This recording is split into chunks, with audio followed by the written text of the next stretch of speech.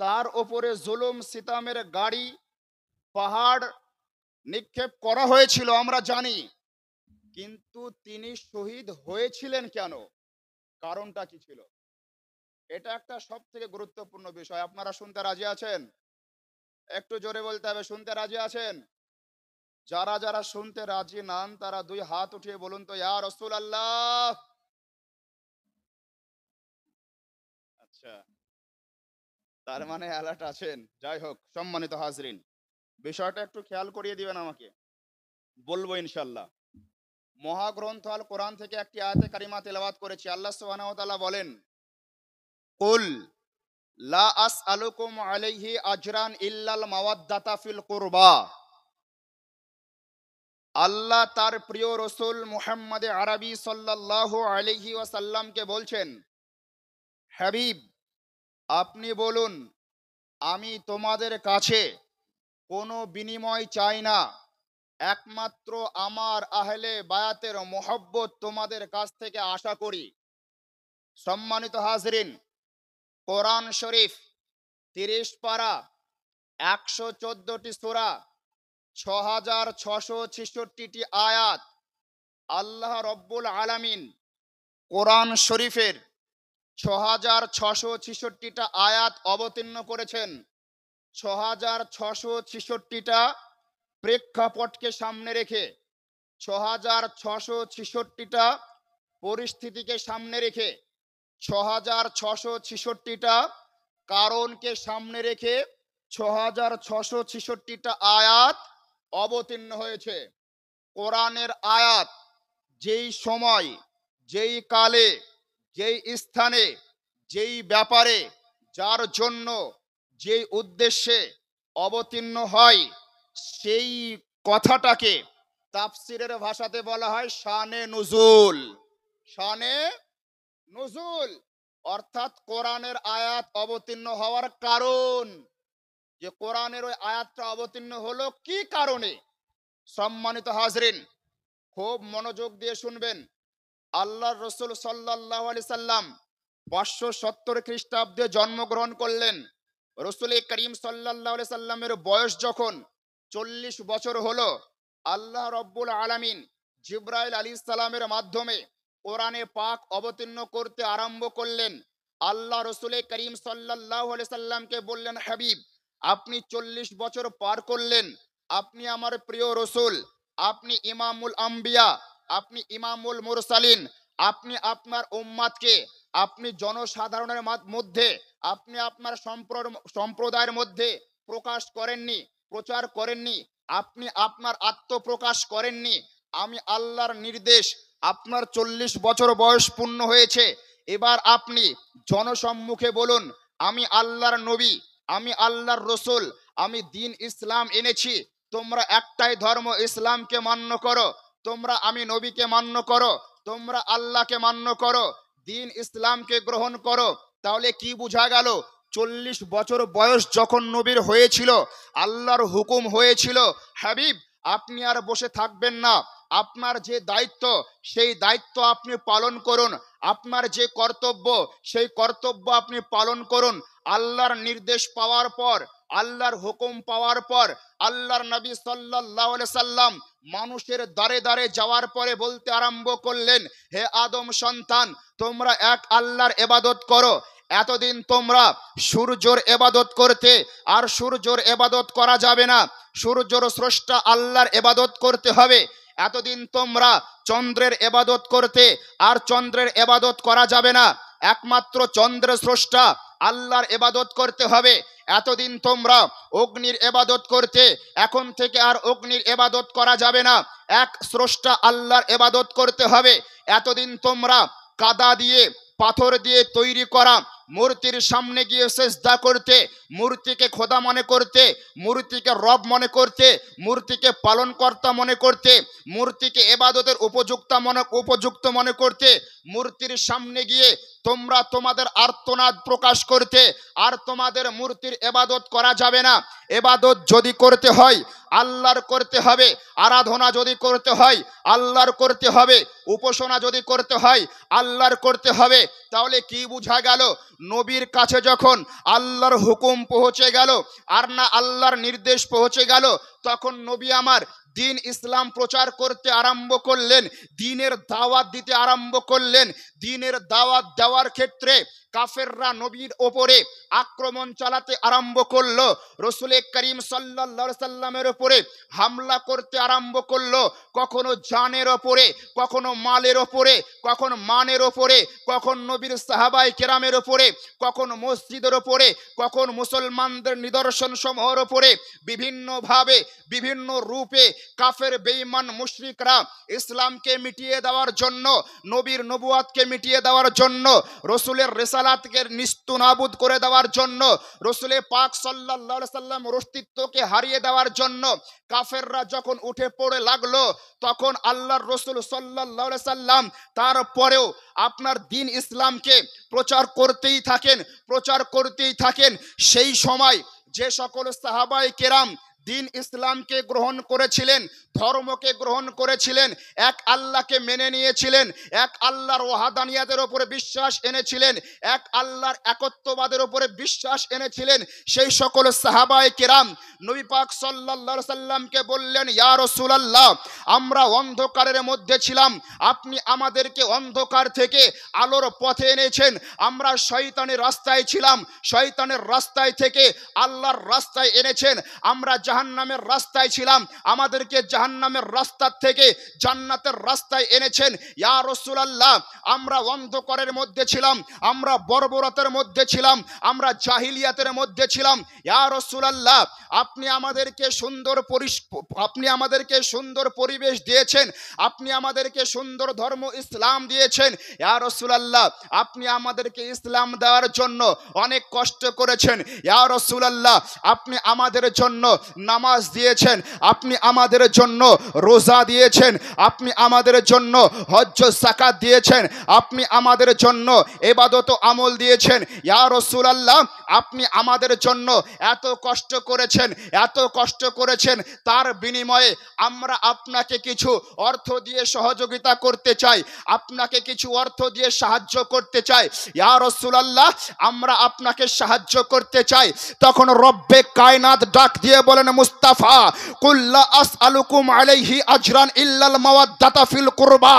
ও আমার রাসূল, আপনি আপনার উম্মতদেরকে বলে দিন, হে আমার উম্মত সকল, আমি মুস্তাফা তোমাদেরকে নামাজ দিয়েছি, তার বিনিময়ে কিছু চাই না। আমি মুস্তাফা তোমাদেরকে রোজা দিয়েছি, তার বিনিময়ে কিছু চাই না। আমি মুস্তাফা তোমাদেরকে হজ দিয়েছি, তার বিনিময়ে কিছু চাই না। আমি মুস্তাফা তোমাদেরকে যাকাত দিয়েছি, তার বিনিময়ে কিছু চাই না। আমি মুস্তাফা তোমাদেরকে অন্ধকার থেকে আলোর পথে এনেছি, তার বিনিময়ে কিছু চাই না। হে আমার সাহাবায়ে কেরাম, হে পৃথিবীর মুসলিম উম্মাহ শোনো, আমি মুস্তাফা তোমাদেরকে জাহান্নাম থেকে জান্নাতের রাস্তা দেখিয়েছি, তার বিনিময়ে কিছু চাই না। হে পৃথিবীর মানুষ শোনো, আমি মুস্তাফার জন্য আল্লাহ নিজে প্রকাশ হয়েছেন। আকাশ ও জমিন, পাহাড় ও পর্বত, চন্দ্র সূর্য গ্রহ নক্ষত্র, জান্নাত ও জাহান্নাম, আরশ কুরসি লৌহ মাহফুজ, সারা কায়নাতকে সৃষ্টি করেছে। আমি মুস্তাফার সদকায় তোমরা জীবিত আছো, আমি মুস্তাফার সদকায় তোমরা বেঁচে আছো, আমি মুস্তাফার সদকায় তোমরা রিজিক প্রাপ্ত হয়, আমি মুস্তাফার সদকায় তোমরা সব পেয়েছো।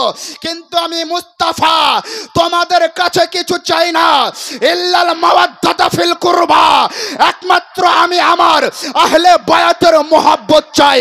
তাহলে বোঝা গেল, নবী আমার সারা জগতের প্রত্যেকটা নিয়ামত দিয়েছেন, তার জন্য কিছু চাই না, শুধুমাত্র তার আহলে বায়াতের মোহাব্বত আমাদের কাছ থেকে চাই। একটু জোরে বলা যাবে না সুবহানাল্লাহ?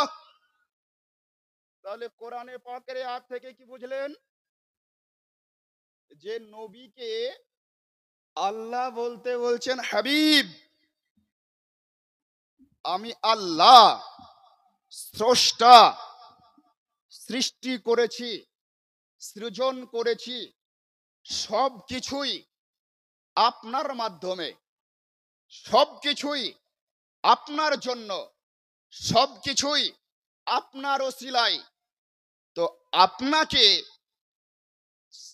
আপনার অবদানের জন্য আপনার সাহাবায়ে কেরাম বলছেন যে আমরা আপনাকে কিছু বিনিময় দিতে চাই। হাবিব বলুন, আমি নবী তোমাদের কাছ থেকে কোনো বিনিময় চাই না, একমাত্র আমি আমার আহলে বায়াতের মহব্বত চাই। জোরে বলুন না সুবহানাল্লাহ। এবার আমাদেরকে জানতে হবে আহলে বায়াত কারা, আহলে বায়াত বলে কাদেরকে। শুনতে রাজি আছেন বাপ? কথা বুঝতে পারছেন? আমার কথা বুঝতে পারছেন? বুঝতে পারছেন তো? সম্মানিত হাজরিন, এবার আসুন আহলে বায়াত কারা। হযরতে আলী রাদিয়াল্লাহু তাআলা আনহু, মা ফাতিমাতুজ জাহরা রাদিয়াল্লাহু তাআলা আনহা, ইমাম হাসান ও হুসাইন রাদিয়াল্লাহু তাআলা আনহুমা, রাসূল করিম সাল্লাল্লাহু আলাইহি সাল্লাম, এই পাঁচ জনকে একত্রে বলা হয় পাক পাঞ্জাতন। পাক পাঞ্জাতন মূলত আলী, ফাতিমা, হাসান ও হুসাইন রাদিয়াল্লাহু আনহুম আজমাইনের মাধ্যমে যারা দুনিয়াতে জন্মগ্রহণ করেছেন, তাদের যারা সন্তানাদি আছেন, কিয়ামত পর্যন্ত থাকবে, তারাই হচ্ছে আহলে বায়াত, তারাই হচ্ছে আহলে বায়াত। তাহলে কি বোঝা গেল? যারা নবীর খানদানের, যারা নবীর বংশের, যারা নবীর নাসলের, তাদেরকে মহব্বত করতে হবে। তাদেরকে মহব্বত করার কথা কে বলেছে? আল্লাহ বলেছেন। কোথায় বলেছেন? কোরআনে বলেছেন। সম্মানিত হাজরিন, এবার আসুন, আমরা হলাম আহলে সুন্নাত ওয়াল জামাত। আমরা কি? আমরা আহলে সুন্নাত ওয়াল জামাত, সুন্নি মুসলমান। আমরা সুন্নি মুসলমান। তো আল্লাহর নবী সাল্লাল্লাহু আলাইহি ওয়াসাল্লাম আজ থেকে 1450 বছর পূর্বে তার নুরানি জাবানে বলেছেন, আমার উম্মাতের মধ্যে ৭৩টা দলে বিভক্ত হবে। যেমনটা বনি ইসরাইল গোত্রের মধ্যে ৭২টা দলে বিভক্ত হয়েছিল, আমার উম্মতের মধ্যে ৭৩টা দলে বিভক্ত হয়ে একটা দল জান্নাতে যাবে, ৭২টা দল জাহান্নামে যাবে। সাহাবায়ে কেরাম নবী করিম সাল্লাল্লাহু আলাইহি সাল্লামকে বললেন, ইয়া রাসূলুল্লাহ, আপনার উম্মতের মধ্যে ৭৩টা দল হবে, একটা দল জান্নাতে যাবে, ৭২টা দল জাহান্নামে যাবে। আমরা জানতে চাই, যেই দলটা জান্নাতে যাবে সেই দলটার পরিচয় কি?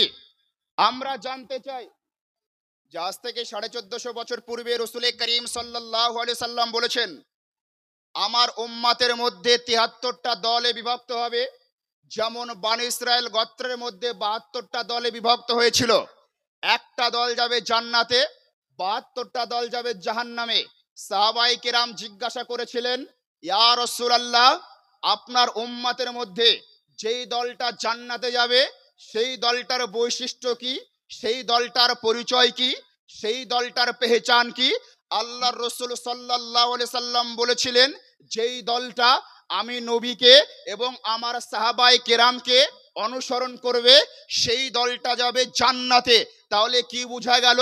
নবী করিম সাল্লাল্লাহু আলাইহি সাল্লামকে যারা অনুসরণ করবে, তার সাহাবায়ে কেরামকে যারা মান্য করে চলবে, তারা সাহাবায়ে কেরামকে যারা অনুসরণ করে চলবে, তারাই যাবে জান্নাতে। এই হাদিসের ব্যাখ্যা গ্রন্থের মধ্যে হাদিসের ব্যাখ্যাকারীগণ ব্যাখ্যা করেছেন যে দলটা জান্নাতে যাবে সেই দলটার নাম হচ্ছে আহলে সুন্নাত ওয়াল জামাত। সম্মানিত হাজরিন, তাহলে বোঝা গেল, এতে কোনো সন্দেহ নাই যে সুন্নি জামাত জান্নাতি দল, সুন্নি জামাত নাজাত প্রাপ্ত দল। এখানে একটা কথা আপনাদেরকে বলে দিই, মুফতি গুলজার মিসবাহ সাহেব আলোচনা করছিলেন যে আল্লাহর রাসূল সাল্লাল্লাহু আলাইহি সাল্লাম ইলমে গায়েব জানেন। সম্মানিত হাজরিন, ইলম শব্দটা হচ্ছে আরবি শব্দ।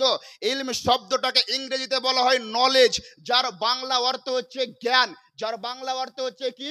জ্ঞান। গায়েব শব্দটা হচ্ছে আরবি, এই গায়েব শব্দের অর্থ হচ্ছে অদৃশ্য। অদৃশ্য কাকে বলা হয়? যেটা চোখ দিয়ে দেখা যায় না, যেটা নাক দিয়ে বোঝা যায় না, যেটা জবান দিয়ে বোঝা যায় না, যেটা কান দিয়ে বোঝা যায় না, যেটা স্পর্শ করে বোঝা যায় না, সেটা হচ্ছে অদৃশ্য, সেটা হচ্ছে গায়েব।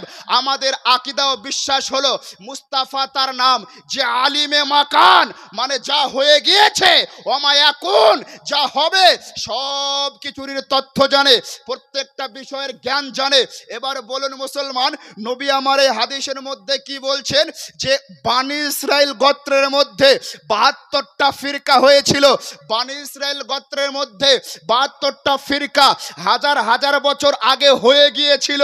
সেই ঘটনা, সেই ইতিহাস কোনো ক্যামেরার মাধ্যম ছাড়া, কোনো টেকনোলজির মাধ্যম ছাড়া, কোনো ঐতিহাসিকের ইতিহাসের মাধ্যম ছাড়া, কারো কাছ থেকে শিক্ষা অর্জন করা ছাড়া, রব্বে কায়নাতের প্রদত্ত জ্ঞানের মাধ্যমে মুস্তাফা বলছেন যে বানি ইসরাইল গোত্রের মধ্যে 72টা ফিরকা হয়েছিল। এই বক্তব্যের মধ্যে দিয়ে বোঝা যায় যে হয়ে গিয়েছে, তারও খবর নবী আমার জানেন, তারও খবর নবী আমার জানেন। এই জোরে বলা যাবে না সুবহানাল্লাহ? তারপরে নবী আমার বলছেন আমার উম্মতের মধ্যে 73টা দল হবে। এক হয়ে গিয়েছে খবর দিয়ে দিলেন, আর এক হবের খবর দিয়ে দিলেন। মানে কিয়ামতের আগ পর্যন্ত এই 73টা ফিরকা হবেই হবে। দেখুন, আহলে হাদিস, লা মাযহাবি, তাবলিগি জামাত, ওয়াহাবি, শিয়া, রাফেজি, কত রকমের দল বেরিয়েছে। তাহলে নবী আমার ইলমে গায়েব জানেন, এই হাদিস থেকে প্রমাণিত হয়ে যায়, এই হাদিস থেকেই প্রমাণিত হয়ে যায়। যা কিছু হয়ে গিয়েছে, যা কিছু হবে, সব বিষয়ের জ্ঞান আল্লাহ নবীকে আমার জানিয়ে দিয়েছেন। সম্মানিত হাজরিন, তো আহলে সুন্নাত ওয়াল জামাতের মতাদর্শ হলো, আহলে সুন্নাত ওয়াল জামাতের আদর্শ হলো প্রত্যেকজন সাহাবী যারাই রসুলে করিম সাল্লাল্লাহু আলাইহি সাল্লামকে জিয়ারত করেছেন, দর্শন করেছেন, ঈমান এনেছেন, আর ঈমানি অবস্থায় ইন্তেকাল করেছেন, তারা হলো জান্নাতি। কোন সাহাবীর বিরুদ্ধে কথা বলা যাবে না, কোন সাহাবীর আপনার শানে গোস্তাখি করা যাবে না, কোন সাহাবীর বিরুদ্ধে কলম উঠানো যাবে না, কোন সাহাবীর বিরুদ্ধে জবান উঠানো যাবে না, কোন সাহাবীর বিরুদ্ধে লেখা যাবে না, কোন সাহাবীর বিরুদ্ধে বক্তব্য দেওয়া যাবে না। যারাই রসুলের পাককে দেখেছেন, ঈমানি অবস্থায় ইন্তেকাল করেছেন, তারাই হলো সাহাবী, তারাই হলো সাহাবী। তাদের মধ্যে উল্লেখযোগ্য একটা নাম বলেই দিই, হযরত अब मामला गरम है, যা আমিরে মুআবিয়া রাদিয়াল্লাহু তাআলা আনহু, হযরতে আমিরে মুআবিয়া রাদিয়াল্লাহু তাআলা আনহু, তিনি একজন সাহাবী ছিলেন, তিনি একজন সাহাবী ছিলেন। শুধু সাহাবী, সাধারণ সাহাবী নন, বরং ওহিয়ে কাতিব, কোরআনের আয়াত অবতীর্ণ হতো, আর হযরতে আমিরে মুআবিয়া রাদিয়াল্লাহু তাআলা আনহু সে আয়াতকে লিপিবদ্ধ করতেন, লিখতেন, রসুল পাক সাল্লাল্লাহু আলাইহি সাল্লামের মুকাদ্দাস বারগাতে খেদমত করতেন, সেবা করতেন। এরকম একজন মহান সাহাবীর নাম হচ্ছে হযরতে আমিরে মুআবিয়া রাদিয়াল্লাহু তাআলা আনহু। সম্মানিত হাজরিন, আহলে সুন্নাত ওয়াল জামাতের আকীদা হলো রসুল করিম সাল্লাল্লাহু আলাইহি সাল্লামের পরে খলিফা নিযুক্ত হয়েছিলেন হযরতে আবু বকর সিদ্দিক, হযরতে আবু বকর সিদ্দিকের পরে খলিফা নিযুক্ত হয়েছিলেন হযরতে ওমর ফারুক আযম রাদিয়াল্লাহু তাআলা আনহু, হযরতে ওমর ফারুক আযমের পরে খলিফা নিযুক্ত হয়েছিলেন হযরতে উসমান গনি রাদিয়াল্লাহু তাআলা আনহু, হযরতে উসমান গনির পরে খলিফা নিযুক্ত হয়েছিলেন হযরতে আলী রাদিয়াল্লাহু তাআলা আনহু। এটা হচ্ছে আহলে সুন্নাত ওয়াল জামাতের আকীদা। এই বর্তমান সময়ে মুসলমানদের মধ্যে বিভিন্ন দলে বিভক্ত হয়েছে, বিভিন্ন মতাদর্শে মানুষ আপনার বিভক্ত হয়েছে, বিভিন্ন মতবাদে বিশ্বাসী হতে আরম্ভ করেছে। বিভিন্ন দলের মধ্যে একটা দলের নাম হচ্ছে শিয়া। একটা দলের নাম কি বললাম বাপ?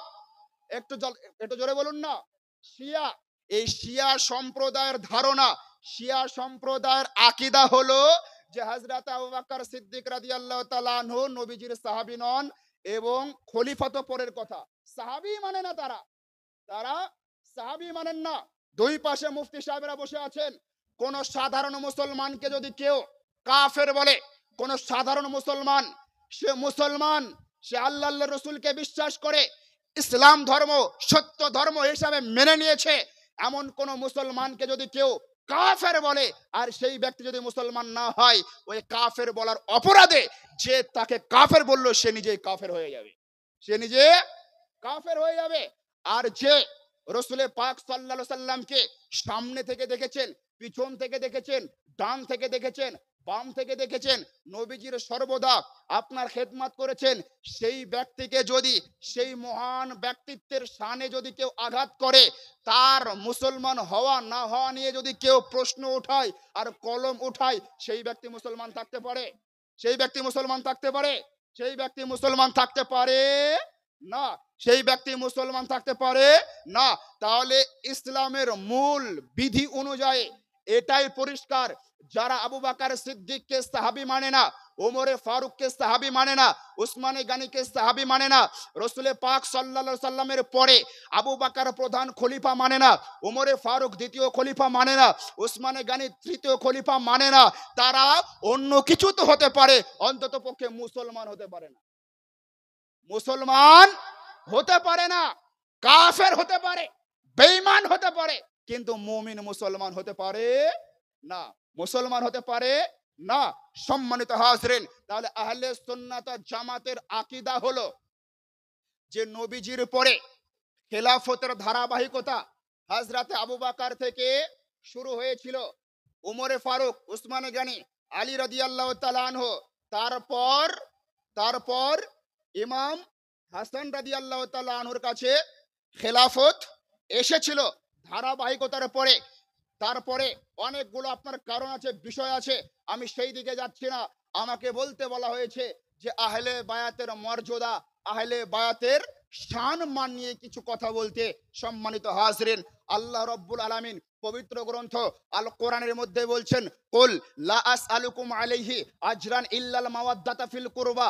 আল্লাহ বলছেন, হে আমার প্রিয় রাসূল, আপনি বলুন, হে আমার উম্মত সকল, আমি তোমাদের কাছে কোনো জিনিসের বিনিময় চাই না, একমাত্র আমার আহলে বায়াতের মহব্বত চাই। আহলে বায়াতের মধ্যে অন্তর্ভুক্ত হযরতে আলী রাদিয়াল্লাহু তাআলা আনহু, আহলে বায়াতের মধ্যে অন্তর্ভুক্ত মা ফাতিমাতুজ জাহরা রাদিয়াল্লাহু তাআলা আনহা, আহলে বায়াতের মধ্যে অন্তর্ভুক্ত হযরতে হাসনাইন কারিমাইন রাদিয়াল্লাহু আনহুমা। সম্মানিত হাজরিন, এ আলী রাদিয়াল্লাহু তাআলা আনহু কার নাম? আল্লাহর রাসূল দো জাহানের বাদশা মুস্তাফা জানে রহমত সাল্লাল্লাহু আলাইহি সাল্লাম বলছেন, আনা মাদিনাতুল ইলম ওয়া আলীজুন বাবুহা। আমি হলাম জ্ঞানের শহর, আমি হলাম জ্ঞানের নগর, আর সেই জ্ঞানের শহরের দরওয়াজা, সেই জ্ঞানের শহরের প্রবেশ পথ হলো মাওলা আলী রাদিয়াল্লাহু তাআলা আনহু। শুধু তাই নয়, তাফসিরে রুহুল বায়ানের মধ্যে বর্ণিত আছে, আল্লাহ সুবহানাহু ওয়া তাআলা পবিত্র কালাম আল কোরআনের মধ্যে বলেছেন, ওয়া কুল্লু সাগীরিন ওয়া কাবীরিন মুস্তাতর। কোরআন একটা এমন মহাসমুদ্রময় কিতাব যার মধ্যে সারা জগতের জ্ঞান আছে। আকাশ থেকে জমিন পর্যন্ত, পূর্ব থেকে পশ্চিম পর্যন্ত, উত্তর থেকে দক্ষিণ পর্যন্ত সারা জগতের প্রত্যেকটা বিষয়ের বিবরণ, প্রত্যেকটা বিষয়ের আলোচনা, প্রত্যেকটা বিষয়ের বর্ণনা, প্রত্যেকটা বিষয়ের বায়ান, প্রত্যেকটা বিষয়ের খুলাসা আলোচনা কোরআনের মধ্যে আছে। সারা কোরআনের যত আলোচনা আছে, কোরআনের প্রথম সূরা সূরা ফাতিহার মধ্যে আছে। আর সারা সূরা ফাতিহার মধ্যে যা আছে বিসমিল্লাহির রহমানির রহিমের মধ্যে আছে। আর বিসমিল্লাহির রহমানির রহিমের মধ্যে যা আছে, বিসমিল্লাহর প্রথম অক্ষর বায়ের মধ্যে আছে। আর বায়ের মধ্যে যা আছে, বায়ের নিচের নুক্তার মধ্যে আছে। তাহলে বোঝা গেল সারা পৃথিবীর জ্ঞান কোরআনের মধ্যে আছে। সারা কোরআনের জ্ঞান সূরা ফাতিহার মধ্যে আছে। আর সারা সূরা ফাতিহার জ্ঞান বিসমিল্লাহির রহমানির রহিমের মধ্যে আছে। আর বিসমিল্লাহির রহমানির রহিমের সারা আলোচনা প্রথম অক্ষর বিসমিল্লাহর বায়ের মধ্যে আছে। আর সারা বায়ের মধ্যে সারা জগতের যে আলোচনা বায়ের নিচের নুক্তার মধ্যে আছে। ওই বায়ের নিচের নুক্তাটা পৃথিবীর আর অন্য কেউ নয়, মুস্তাফা জানের রহমত সাল্লাল্লাহু আলাইহি সাল্লাম যার সম্পর্কে বলেছেন, আনা মাদিনাতুল ইলম ওয়া আলীজুন বাবুহা।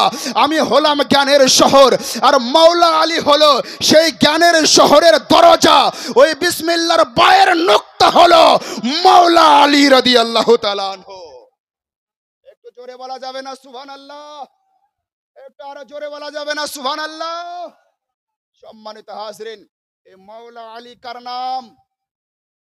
যার মোহাব্বত ইমানের অংশ, যার মোহাব্বত ইমানের দায়িত্ব, যার হৃদয়ের মধ্যে মাওলা আলীর মোহাব্বত নাই, সে মুমিন হতে পারে না।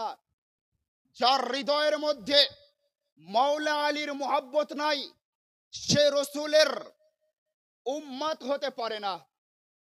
কি নাম? আমির হামজা নামে 50 টাকা দান করেছেন। আল্লাহ তার দানকে কবুল করুন। আমরা পড়ি আল্লাহুম্মা আমিন। যেহেতু 50 টাকা দিয়ে সূচনা হয়েছে, 500 টাকা 1000 টাকাও চাওয়া দরকার। এই দরকার আছে না নাই? এত বড় জালসা সাজিয়েছেন, খরচ হয়েছে, খরচটা তো তুলতে হবে। আপনারা তো দিবেন, তাই না? এই দিবেন চাইলে? চাইলে দিবেন? জি। সুবহানাল্লাহ বলতে বললে বলছেন না, চাইবো বলছি তো দিব কি দিব না কিছু বলছেন না, ব্যাপার কি? একবার দরুদ শরীফ পড়ুন। আল্লাহুম্মা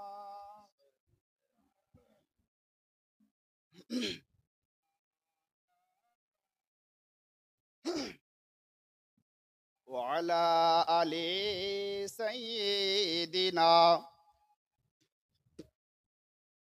মুহাম্মাদ সাল্লি আলা মুহাম্মাদিন সাল্লি আলা মুহাম্মাদ হরদম সবা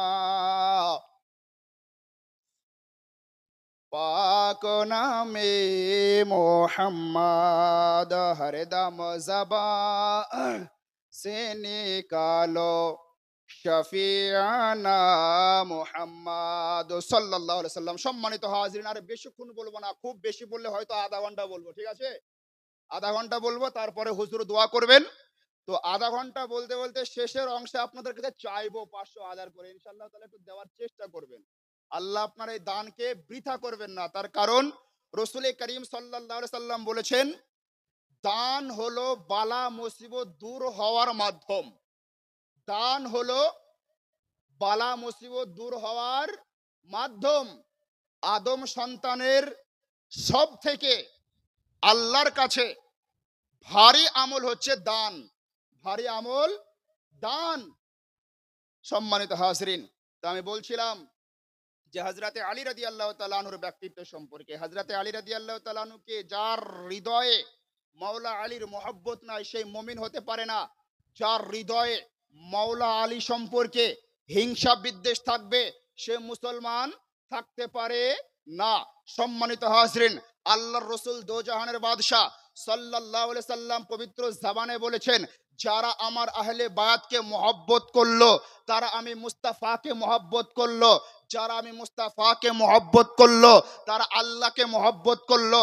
যারা আল্লাহকে মহব্বত করলো, তারা জান্নাত প্রাপ্ত হলো। আল্লাহর রসুল দোজাহানের বাদশাহ মুস্তাফা জানে রহমত সাল্লাল্লাহু আলাইহি সাল্লাম বলেছেন, পৃথিবীর প্রাণ কেন্দ্র, পৃথিবীর প্রাণ কেন্দ্র, পৃথিবীর প্রাণ কেন্দ্র, তার নাম হচ্ছে মক্কা শরীফ। সেই মক্কা শরীফের মধ্যে একটি ঘর আছে, সেই ঘরের নাম হচ্ছে কাবাতুল্লাহ, সেই ঘরের নাম হচ্ছে বাইতুল্লাহ, আল্লাহর ঘর।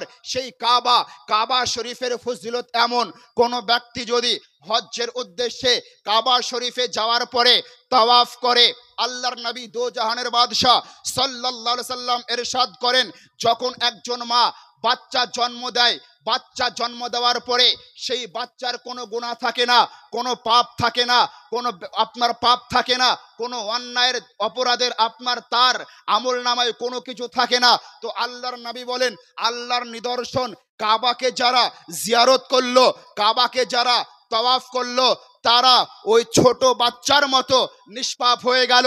তাদের সমস্ত গুনাহকে আল্লাহ মাফ করে দিলেন, তাদের সমস্ত গুনাহকে আল্লাহ ঝরিয়ে দিলেন।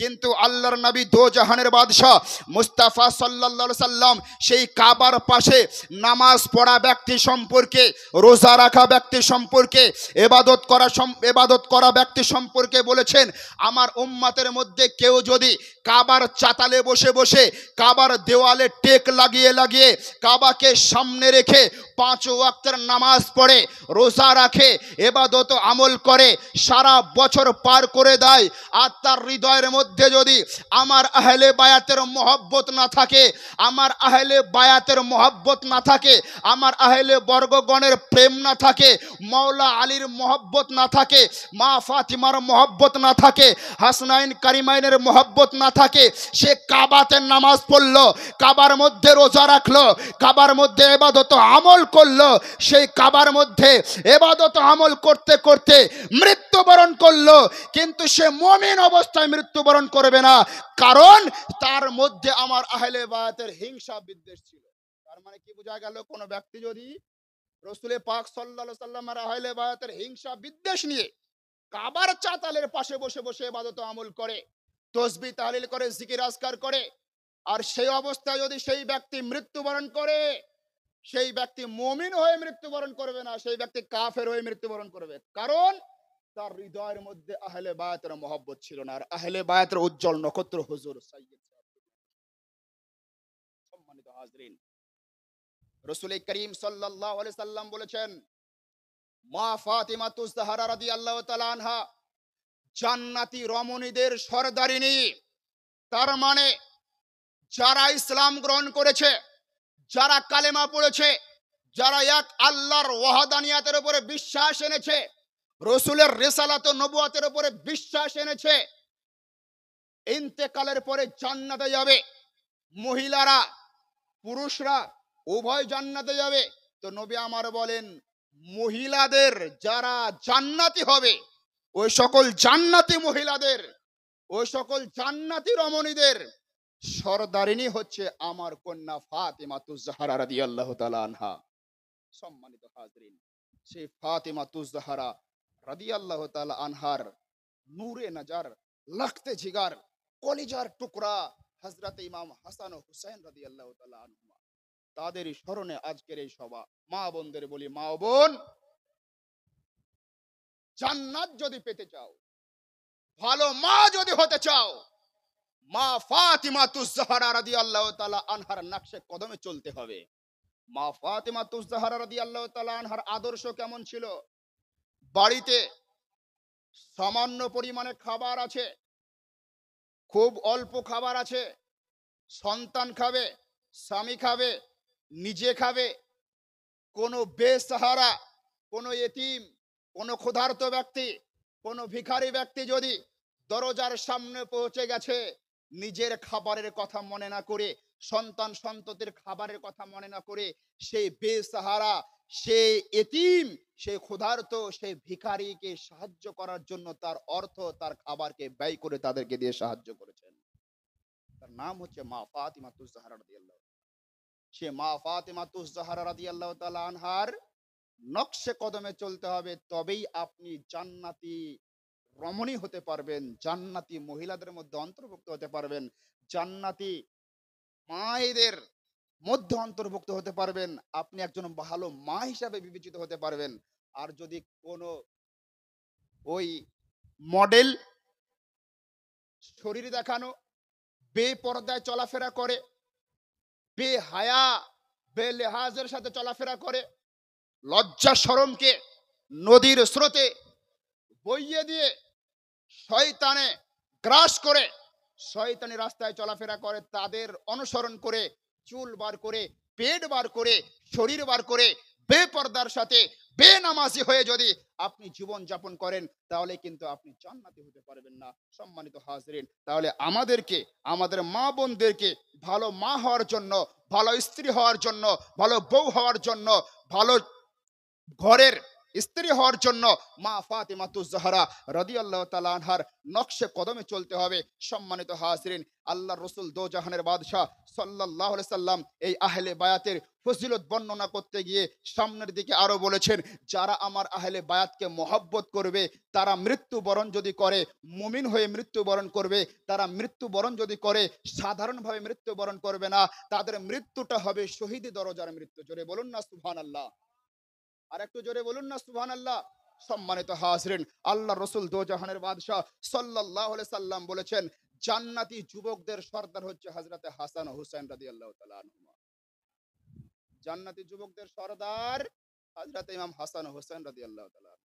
তাহলে জান্নাত যদি যেতে হয়, জান্নাত যদি যেতে হয়, হাসনাইন কারিমাইনের আদর্শকে নিজের জীবনে বাস্তবায়ন করতে হবে, তাকে নেতা মনে করতে হবে, তাদেরকে নেতৃত্ব দাতা মনে করতে হবে। আর কোন নামের শেষে খান, নামের শেষে শেখ, নামের শেষে হোসেন কোন অমুসলিম ভাই থাকলে রাগ করবেন না। এটা ভারতবর্ষ, এই দেশের সংবিধান। প্রত্যেকটা জাতি, প্রত্যেকটা ধর্ম নিজ নিজ ধর্মের বিধিবিধান অনুযায়ী জীবন যাপন করবে। প্রত্যেকটা ধর্মের অনুসারীকে নিজ নিজ ধর্ম পালন করার স্বাধীনতা এই দেশের সংবিধান দিয়েছে। আমি মুসলমান, আমি নামাজ পড়ব, আমি রোজা রাখব, আমি হজ করব, আমি যাকাত দেব, আমি কোরবানির সময় কোরবানি করব, আমি রমজান মাসে রোজা রাখব, আমি তারাবি পড়ব। এটা আমাকে আমার সংবিধান দিয়েছেন। আপনি অমুসলিম, যদি আপনি হিন্দু হন তাহলে আপনি দুর্গা পূজা করবেন, আপনি কালী পূজা করবেন, আরো অন্যান্য পূজা করবেন। আপনি আপনার ধর্মের কালচার অনুযায়ী চলবেন। আপনার ধর্মের মধ্যে আমার হস্তক্ষেপ করার কোনো অধিকার নাই। আমার ধর্মের মধ্যে আপনার হস্তক্ষেপ করার কোনো দরকার নাই।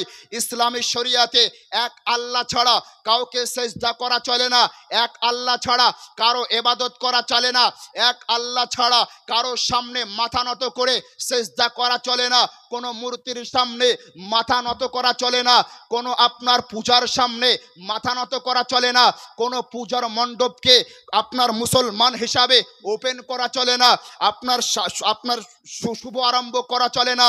আপনার আমার মধ্যে থেকে, আপনার আমার সমাজ থেকে, আপনার আমার ধর্মের, আপনার মুসলমানদের মধ্যে অনেকগুলো নেতা এইরকমও আছে যে তারা কোনো সময়তে কালী পূজার মণ্ডপে, কোনো সময়তে দুর্গা পূজার মণ্ডপে, কোনো সময়তে সরস্বতীতে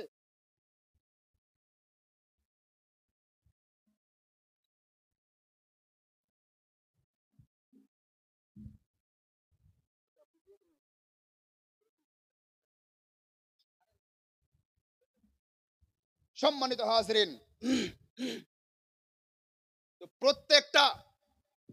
প্রত্যেকটা ধর্মের ধর্মীয় স্বাধীনতা আছে। তারা নিজ নিজ ধর্মের ওপরে জীবন যাপন করবে। মুসলমানদের যারা নেতা রয়েছে, মুসলমানদের যারা নেতৃত্বদাতা রয়েছে, অনেকগুলো এইরকম আছে যে তারা বিভিন্ন সময়ে বিভিন্ন জায়গায় বেধর্মীদের কালচারের সাথে, তাদের ইবাদতের সাথে, তাদের নিদর্শনের সাথে যুক্ত হয়ে যায়। তাদেরকে আমরা নেতৃত্বদাতা মনে করি, তাদেরকে আমরা আমাদের রাহবার মনে করি, পথ প্রদর্শক মনে করি। তাদের পথ প্রদর্শক মনে করে, তাদেরকে নেতৃত্বদাতা মনে করে তাদেরকে অনুসরণ করলে আপনি জান্নাতি হতে পারবেন না। জান্নাতি হতে হলে ইমাম হাসান ও হুসাইনকে অনুসরণ করতে হবে। সম্মানিত হাজিরিন, আল্লাহর রাসূল দো জাহানের বাদশা সাল্লাল্লাহু আলাইহি সাল্লাম বলেছেন আহলে বায়াতের সাথে মহব্বত রাখতে হবে, আমাদেরকে আহলে বায়াতকে মহব্বত করতে হবে। রাসূল করিম সাল্লাল্লাহু আলাইহি সাল্লাম আহলে বায়াতকে কতটা মহব্বত করতেন কিতাবের মধ্যে বর্ণিত আছে। রাসূল করিম সাল্লাল্লাহু আলাইহি সাল্লাম এশার নামাজ পড়ছেন, সাহাবায়ে কেরাম রাসূল করিম সাল্লাল্লাহু আলাইহি সাল্লামের পিছনে ইক্তেদা করে নামাজ পড়ছেন। আল্লাহর নবী সাল্লাল্লাহু আলাইহি সাল্লাম সিজদায় গিয়েছেন। ইমাম হাসান ও হুসাইন রাদিয়াল্লাহু তাআলা আনহুমা বাচ্চা সময়, তাদের বয়স কম, একেবারে বাচ্চা কচি ছেলে। রাসূল করিম সাল্লাল্লাহু আলাইহি সাল্লামের নামাজরত অবস্থায় পবিত্র পিঠে চড়ে গিয়েছেন। আল্লাহর নবী সাল্লাল্লাহু আলাইহি সাল্লাম বুঝে গিয়েছেন আমার নওয়াসা হুসাইন আমার পিঠে উঠে গিয়েছে, বাচ্চা ছেলে, কচি ছেলে। আমি মুস্তাফা যদি এখন সেজদা থেকে মাথা উঠিয়ে নিই, হয়তো হুসাইন পড়ে যাবে, হয়তো গালে চোট লাগবে, হয়তো মাথায় চোট লাগবে, হয়তো হাতে চোট লাগবে।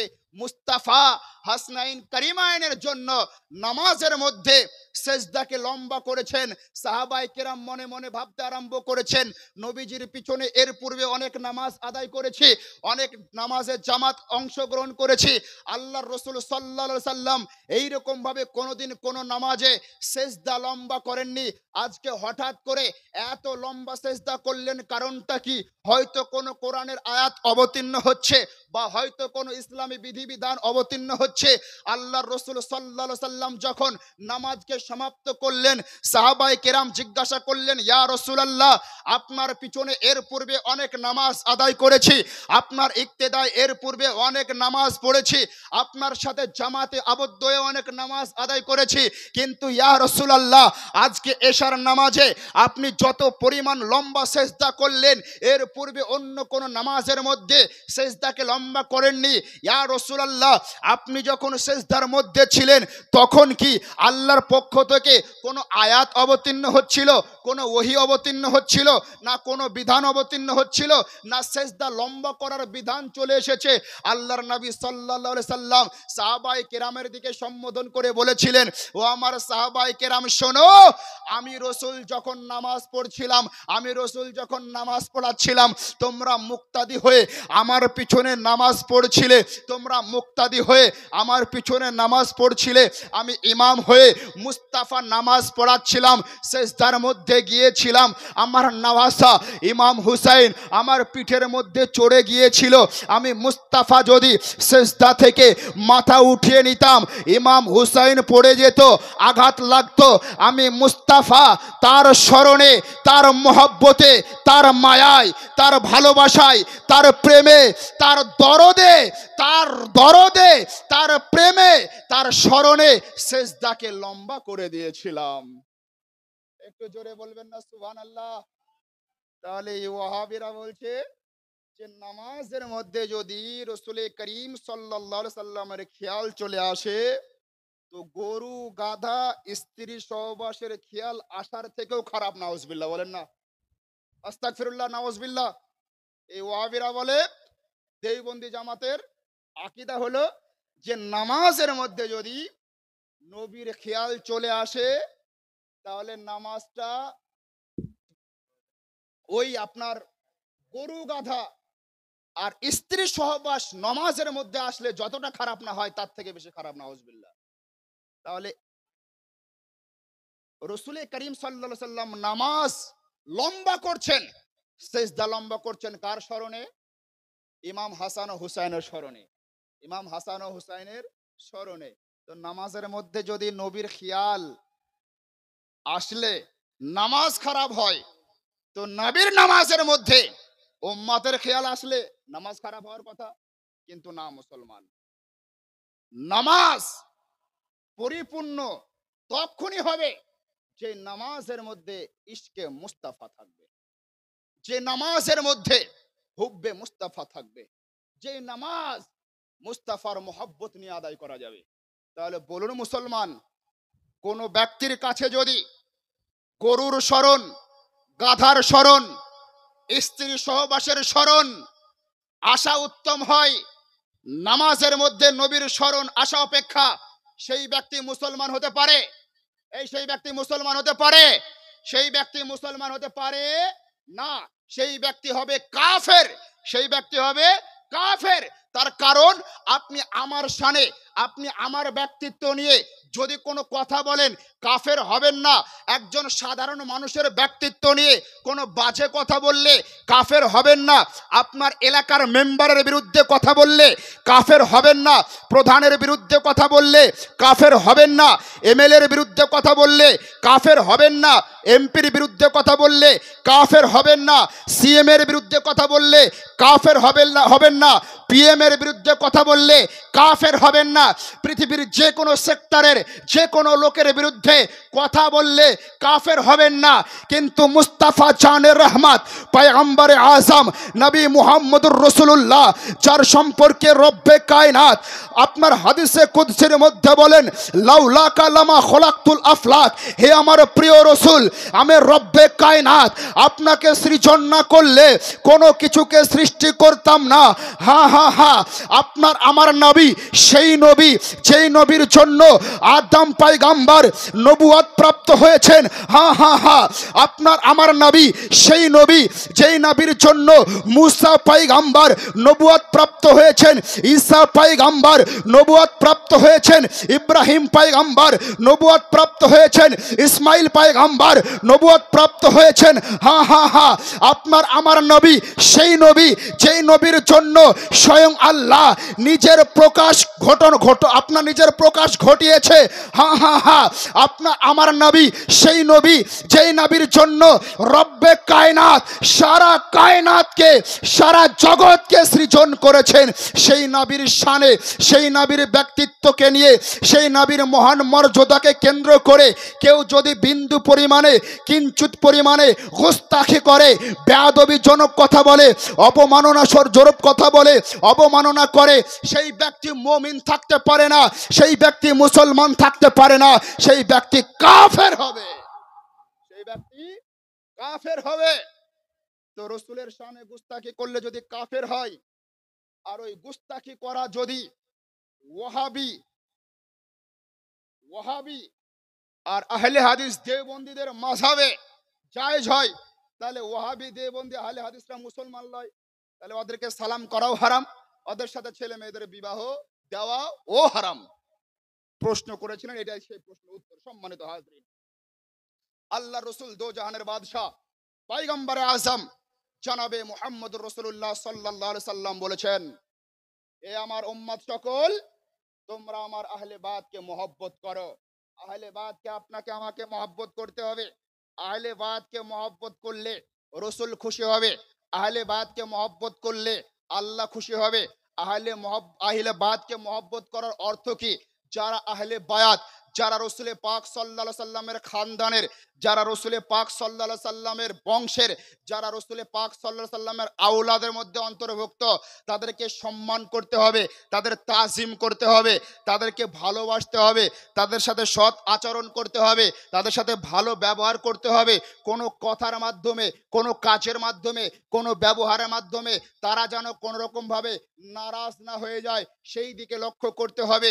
যদি আপনার মাধ্যমে আহলে বায়াতের মধ্যে যারা অন্তর্ভুক্ত তাদের মধ্যে কেউ নারাজ হয়ে যায়, অসন্তুষ্ট হয়ে যায়, মুস্তাফা জানে রহমত সাল্লাল্লাহু আলাইহি সাল্লাম অসন্তুষ্ট হবেন, মুস্তাফা জানে রহমত সাল্লাল্লাহু আলাইহি সাল্লাম নারাজ হবেন।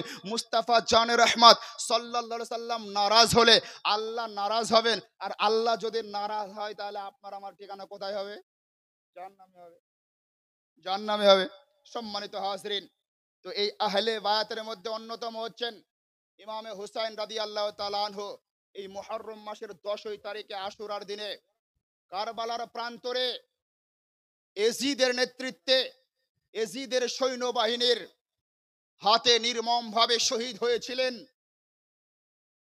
এই 10 মুহররম আশুরার দিন একটা চিরস্মরণীয় দিন, একটা ঐতিহাসিক দিন, একটা ফজিলতপূর্ণ দিন।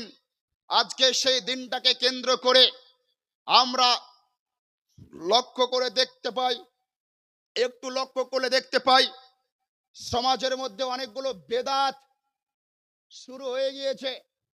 এই মালদা ডিস্ট্রিক্টের মধ্যে সুন্নি অঙ্গনের মধ্যে বেশি দেখা যায়। মুহররমকে কেন্দ্র করে যেই দিন মুহররমের প্রথম তারিখ, সেই দিন থেকে মুহররমের 10 তারিখ পর্যন্ত প্রত্যেক দিন সন্ধ্যার সময় নিয়ম করে দলবদ্ধভাবে ঢোল বাজিয়ে একটা উৎসব পালন করে। আচ্ছা জানেন, এজিদের সৈন্যবাহিনীরা যখন ইমাম হুসাইনকে শহীদ করেছিল, এজিদের কানে যখন ইমাম হুসাইনের শাহাদাতের খবর পৌঁছেছিল, তখন এজিদের বাহিনীরা, এজিদের অনুসারীরা ঢোল বাজিয়ে উৎসব পালন করেছিল। তাহলে ঢোল বাজানো কাদের কাজ? এজিদিদের কাজ। এটা সুন্নি মুসলমানদের কাজ হতে পারে না। আল্লাহ পাক এই ভাইয়ের দানকে কবুল করুন। 150 টাকা দান করেছেন, আমরা বলি আল্লাহুম্মা আমিন। সম্মানিত হাজরিন, এই মুহররমের সময় যখন প্রথম তারিখ থেকে 10 তারিখ পর্যন্ত বিভিন্ন রকম ভাবে নাজায়েজ ও হারাম কাজ তো হতেই থাকে। আর ওই 10 তারিখে, ওই মুহররম মাসের আশুরার দিনে ছুরি নিয়ে, লাঠি নিয়ে, অস্ত্র নিয়ে, ডিজে নিয়ে, মিউজিক নিয়ে, বিভিন্ন রকমের সাউন্ড নিয়ে রাস্তায় বেরিয়ে আপনার জলুস হয়, র্যালি হয়, আর নাচানাচি হয়, কতই রকমের কত কিছু হয়। এগুলো সব নাজায়েজ ও হারাম, পাপের কাজ। আপনি ইমাম হুসাইনকে মহব্বত করেন, ইমাম হুসাইনকে ভালোবাসেন, তার স্মরণে মজলিস করুন, তার স্মরণে মাহফিল করুন, তার স্মরণে জালসা করুন, তার স্মরণে মানুষকে খাবার বিতরণ করুন, তার স্মরণে হাসপাতালে গিয়ে কোনো ব্যক্তির রক্তের প্রয়োজন, আপনি তাকে রক্ত ডোনেট করুন। কোনো ব্যক্তির বাড়িতে খাবার নাই, তার বাড়িতে আপনি খাবার পৌঁছে দিন, তার বাড়িতে আপনি খাবার পৌঁছে দিন। সম্মানিত হাজরিন, তা বাদ দিয়ে আমরা সেই দিনটাকে নাজায়েজ ও হারাম কর্মের মাধ্যম দিয়ে পালন করি। সম্মানিত হাজিরিন, মনে রাখবেন এই মুহররম মাসের 10ই তারিখ একটা চিরস্মরণীয় দিন, একটা ঐতিহাসিক দিন, একটা ফজিলতপূর্ণ বরকতপূর্ণ দিন। এই দিনের মধ্যে হযরতে আদম আলাইহিস সালামের দোয়া আল্লাহ পাক কবুল করেছিলেন। এই দিনে হযরতে আপনার আইয়ুব আলাইহিস সালামের রোগ থেকে পরিত্রাণ দিয়েছিলেন। এই দিনে হযরতে মুসা আলাইহিস সালাম ফেরাউনের কবল থেকে পরিত্রাণ পেয়েছিলেন। এই দিনে নূহ আলাইহিস সালাম তার অনুসারীদেরকে নিয়ে নৌকা থেকে পাহাড়ের কিনারায় আপনার পরিত্রাণ পেয়েছিলেন। আরো অনেক ঘটনা ঘটেছে। এই দিনে অন্যান্য নবী ও রসুলগণ রোজা রাখতেন। এই দিনে স্বয়ং রসুল করিম সাল্লাল্লাহু আলাইহি সাল্লাম রোজা রেখেছেন। সাহাবায়ে কেরামকে রোজা রাখার উৎসাহ করেছেন, সাহাবায়ে কেরাম রোজা রেখেছেন। সম্মানিত হাজিরিন, আপনারা জানেন এই পৃথিবীর জমিনে সর্বপ্রথম যিনি নবী হয়ে এসেছিলেন, সর্বপ্রথম যিনি মানব হয়ে এসেছিলেন, তিনি হলেন হযরতে আদম আলাইহিস সালাম। আল্লাহ পাক হযরতে আদম আলাইহিস সালামকে সৃষ্টি করার পরে জান্নাতের মধ্যে থাকতে বলেছিলেন, জান্নাতের মধ্যে থাকতেন। জান্নাতের মধ্যে মা হাওয়া রাদিয়াল্লাহু তাআলা আনহার সাথে হযরতে আদম আলাইহিস সালামের বিবাহ হয়েছিল। হযরতে আদম আলাইহিস সালামকে বলা হয়েছিল ওই নিষিদ্ধ গাছের নিকটে যেও না। হযরতে আদম আলাইহিস সালাম আল্লাহর মাশিয়াতে সেই নিষিদ্ধ গাছের নিকটে গিয়েছিলেন। আল্লাহ রাব্বুল আলামিন হযরতে আদম আলাইহিস সালামকে দুনিয়ার জমিনে তারই কারণে প্রেরণ করে দিয়েছিলেন। হযরতে আদম আলাইহিস সালাম দীর্ঘ 350 বছর ধরে কান্না করেছিলেন, চোখের পানি ফেলেছিলেন, চোখের জল ঝরিয়েছিলেন, তার দোয়াকে কবুল করেছিলেন না। এক পর্যায়ে তিনি দোয়া করতে করতে বলেছিলেন, মুহাম্মদুর রাসূলুল্লাহর ওসিলায় আমার দোয়া কবুল করো। তখন রব্বে কায়নাত হযরতে আদম আলাইহিস সালামকে বলেছিলেন, আদম তুমি মুহাম্মদ রাসূলুল্লাহর পরিচয় কিভাবে পেলে, তার সংবাদ কিভাবে পেলে, তার ব্যক্তিত্ব সম্পর্কে তুমি কিভাবে জানলে? হযরতে আদম আলাইহিস সালাম বলেছিলেন, আল্লাহ আমাকে যখন তুমি তোমার কুদরতি হস্ত দ্বারা তৈরি করেছিলে, আমাকে তৈরি করার পরে আমি তোমাকে সেজদা করেছিলাম। সেজদা করার পরে আমি আরশে আজিমের উপরে লেখা দেখেছিলাম লা ইলাহা ইল্লাল্লাহ, তার পাশেই ছিল মুহাম্মদুর রাসূলুল্লাহ। সেই কথাটা আমার স্মরণে চলে এসেছিল। আমি মনে মনে ভাবতে লাগলাম যে আল্লাহর নামের পাশে যে নামটা আছে, আল্লাহর নামের সাথে যে নামটা সম্পৃক্ত রয়েছে, আল্লাহর নামের সাথে যে নামটা যুক্ত রয়েছে, আল্লাহর নামের পাশে যে নামের স্থান রয়েছে, নিশ্চয় সেই নামের ব্যক্তি বড়ই মর্যাদাবান হবে। আমি সেই জন্য তার ওসিলা নিয়ে দোয়া করেছি। আল্লাহ বলছেন, আদম সে মুহাম্মদুর রাসূলুল্লাহ সাল্লাল্লাহু আলাইহি সাল্লামের পরিচয় কি তুমি জানো? আদম আলাইহিস সালাম বলেছিলেন না। তখন আল্লাহ রাব্বুল আলামিন হযরতে আদম আলাইহিস সালামকে বলেছিলেন, আদম মুহাম্মদুর রাসূলুল্লাহ হলো তোমারই আওলাদদের মধ্যে একজন, তিনি হলেন আখিরিজ জামানার নবী মুহাম্মদুর রাসূলুল্লাহ। আমি আল্লাহ যদি আদম মুহাম্মদুর রাসূলুল্লাহকে না সৃষ্টি করতাম, তোমাকে সৃষ্টি করতাম না, আমি আল্লাহ নিজেও প্রকাশ হতাম না, সারা জগৎকে সৃষ্টি করতাম না। হে আদম, তুমি যে দোয়া করলে ওই মুহাম্মদুর রাসূলুল্লাহর ওসিলা নিয়ে, ওই মুহাম্মদুর রাসূলুল্লাহর ওসিলা নিয়ে যদি তুমি দোয়া না করতে, তাহলে তোমার দোয়াকে কবুল করতাম না। ওই যেই দিন আদম আলাইহিস সালামের দোয়া আল্লাহ কবুল করেছিলেন, সেই দিনটা ছিল এই মুহররম মাসের 10ই তারিখ, আশুরার দিন।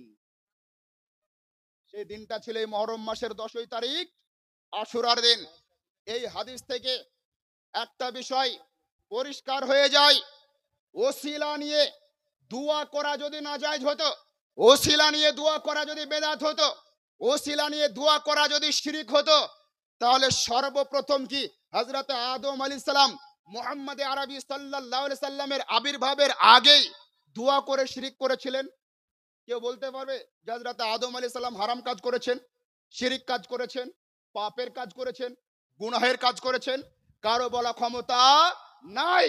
তাহলে আদম আলাইহিস সালামের দোয়া কবুল হয়েছে মুহররম মাসের 10ই তারিখে, আশুরার দিনে, মুহাম্মদুর রাসূলুল্লাহ সাল্লাল্লাহু আলাইহি সাল্লামের নামের ওসিলায়। একটু জোরে বলুন না সুবহানাল্লাহ। সম্মানিত জি, সম্মানিত হাজরিন, সময় প্রায় 1টা 17, সময় প্রায় 1টা 17। এই মুহররম মাসের 10ই তারিখে একটা ঐতিহাসিক ঘটনা ঘটেছে। আপনারা জানেন কি নাম? মহিলাদের মধ্যে থেকে একজন 500 টাকা দান করেছেন, আল্লাহ পাক তার দানকে কবুল করুন। আমরা পড়ি আল্লাহুম্মা আমিন। দান যেহেতু আসতে আরম্ভ করেছে, তাহলে একটু চেহেই নিই। হ্যাঁ? আল্লাহর রসুল দো জাহানের বাদশাহ মুস্তাফা জানে রহমত সাল্লাল্লাহু আলাইহি সাল্লাম বলেছেন, দান সাদকা হলো বালা মুসিবত দূর হওয়ার কারণ। যদি আপনি আল্লাহর ওয়াস্তে ধর্মের জন্য দান করেন, সেই দানের জন্য আল্লাহ আপনাকে বালা মুসিবত থেকে দূর করে দিবেন। তো এখানে অনেকগুলো মা আছেন, বাবা জীবন আছেন, এমন কোন বাপ নাই যে আল্লাহর ওয়াস্তে আলে রসুল আওলাদে রসুল বসে আছেন, তার হাতে এসে 500 টাকা দিবেন। জি, বেশি না, মাত্র 500 টাকা বলেছি। এমন কোন আশিকে রসুল নাই, এমন কোন দিওয়ানায়ে রসুল নাই, এমন কোন নবীর মোহাব্বতকারী নাই। আল্লাহর নবী সাল্লাল্লাহু আলাইহি সাল্লাম বলেছেন, কিয়ামত সংগঠিত হবে। সেই কিয়ামতের দিনে